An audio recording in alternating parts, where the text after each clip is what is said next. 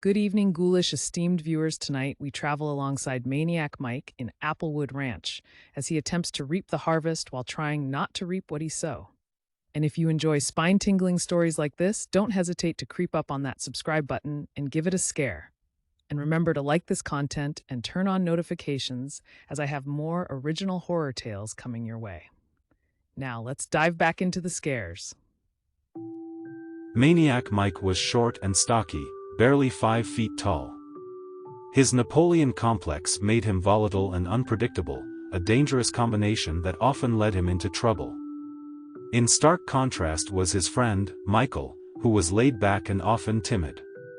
Michael's tendency to linger around Mike made his sudden disappearance all the more puzzling, leaving Mike to venture into the forest alone. Mike wasn't scared of anyone, nor did he believe in the paranormal.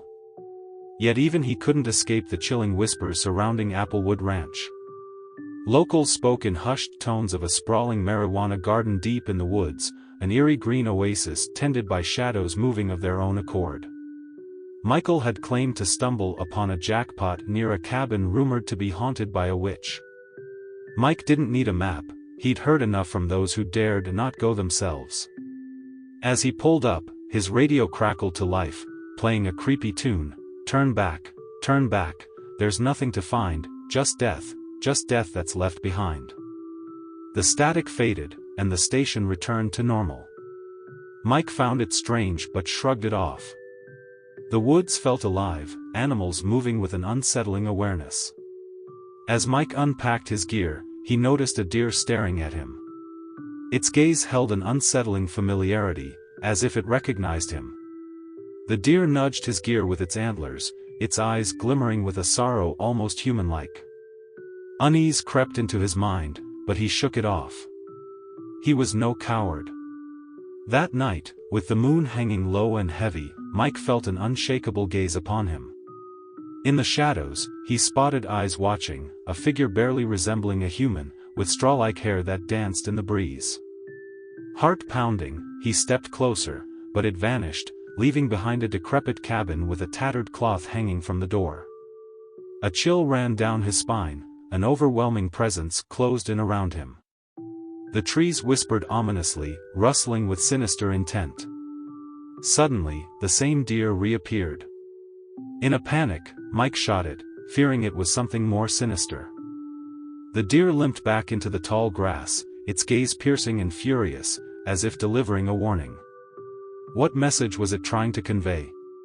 The next morning, a sharp peck against his back jolted him awake. He turned to find a crow, its beady eyes glinting with malice. Crows were known to follow the dead. Panic surged through him, he realized he might be a dead man walking. He treaded cautiously through the woods, the air thick with dread. After what felt like an eternity, he stumbled upon the marijuana plants, greed eclipsing his fear. He quickly filled his bag, zipping it shut. But as he turned to leave, a soft, eerie voice whispered, "Where you going?"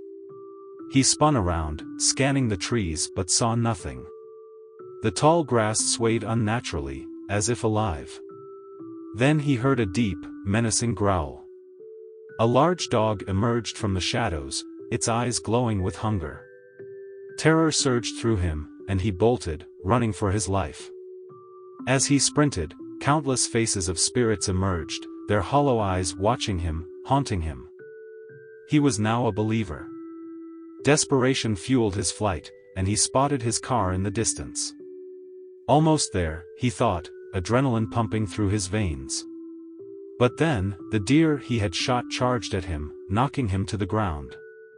Paralyzed with fear, he lay gasping for breath as a gathering of animals encircled him, an audience come to watch his demise.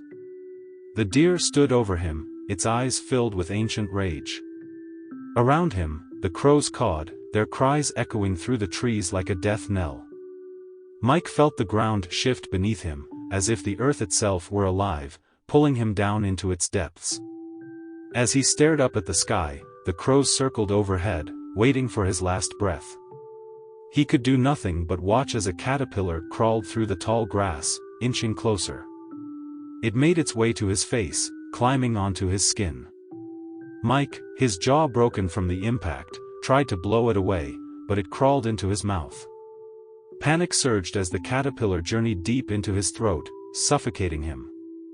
His vision blurred as the world faded, the cries of the animals growing louder, drowning out any screams that might have escaped. The last thing he saw was the deer, its gaze unyielding, as if to say he had brought this fate upon himself.